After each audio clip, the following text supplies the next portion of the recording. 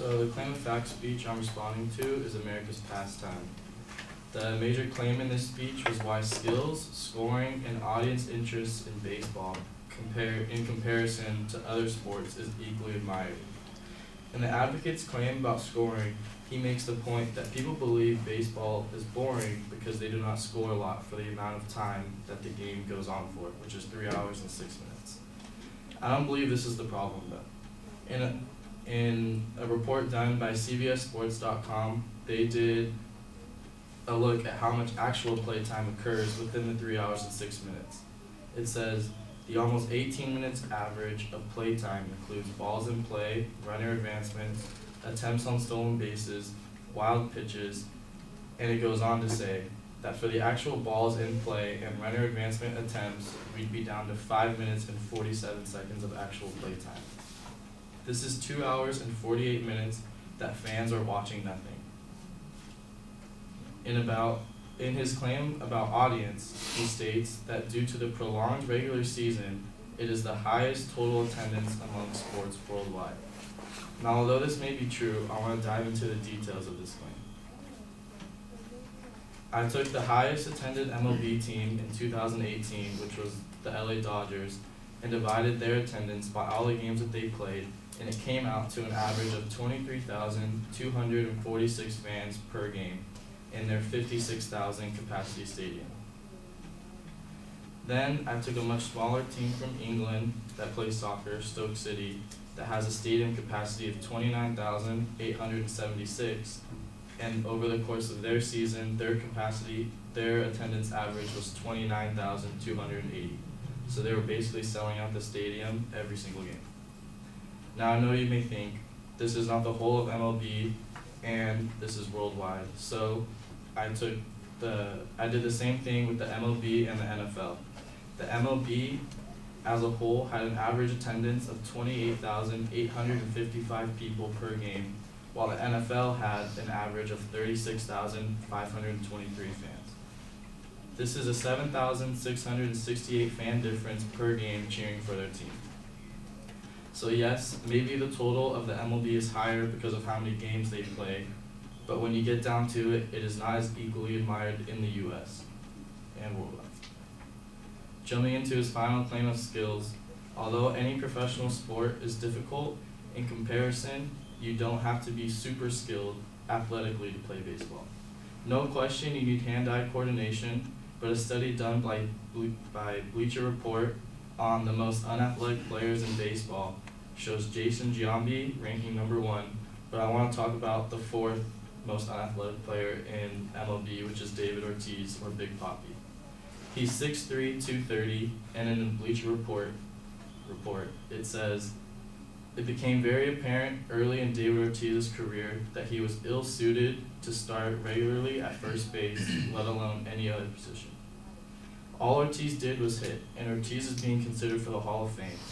And in a poll by MLB.com, 9 out of their 13 baseball analysts said that they would vote yes to Big Papi getting inducted into the Hall of Fame, which he isn't eligible for until 2021.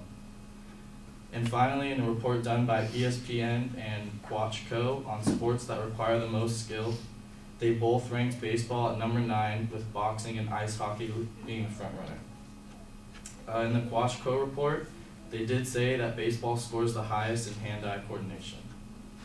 So not saying that baseball is hard, hitting a 100-mile-an-hour fastball takes a lot of skill, but it is not the most skillful sport out there. It is only the most skillful sport in one component, which is hand-eye coordination. In conclusion, although baseball is a great sport, it is not as equally admired in the terms of skill and audience, along with it being perceived as boring, not because of scoring, but because of how much time you actually get to see the players play while you watch the 3 hour and 6 minute game. Thank you.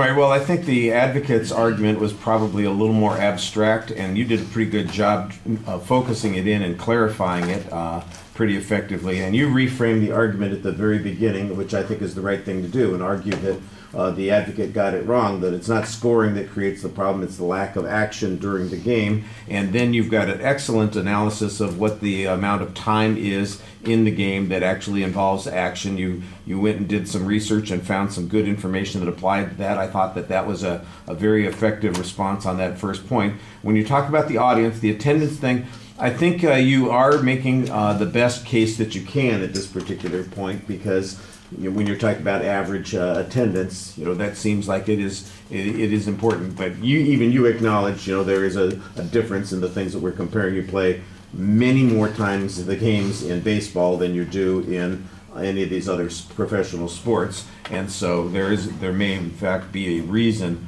for this.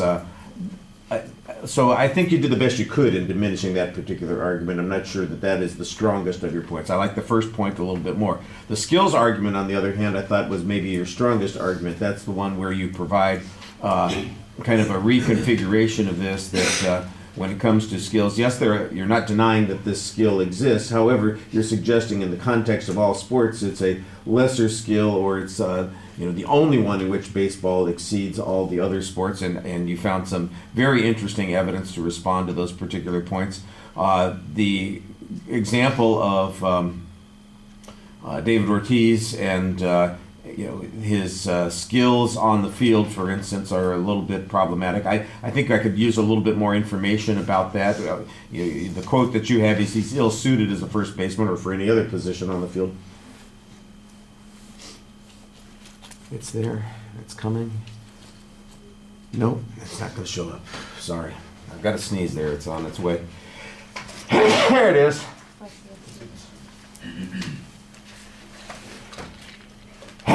Sorry about that. But one of the things that you might point out is that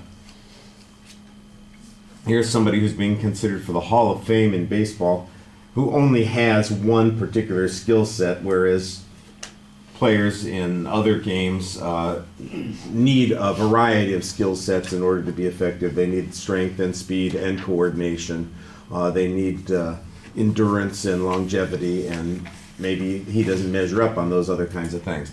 But I still thought that you had very good information on that particular point. The delivery is a little bit problematic. The same thing that we were saying with Chiari is there's a lot of reading.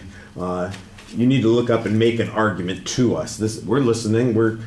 I don't know how many people are interested in the subject, but I'm interested. I'm listening. Pay attention to me. Even if you don't pay attention to everybody else, pay attention to me and look at me and tell me, look, this is not a reasonable comparison to make. There are all kinds of things that are faulty with the comparison that's going on here, and it's great that hand-eye coordination is so important in baseball, but it's the only thing that's of particular importance. That hand-eye coordination only is important for 5 minutes out of the 3 hours and 6 minutes of the game, and as a consequence, that's what people have a problem with the game. And I'm not saying that the game is bad or that other sports are better. I'm just telling you there's a reason that it has this perception, and that reason is justified. All right. Thank you.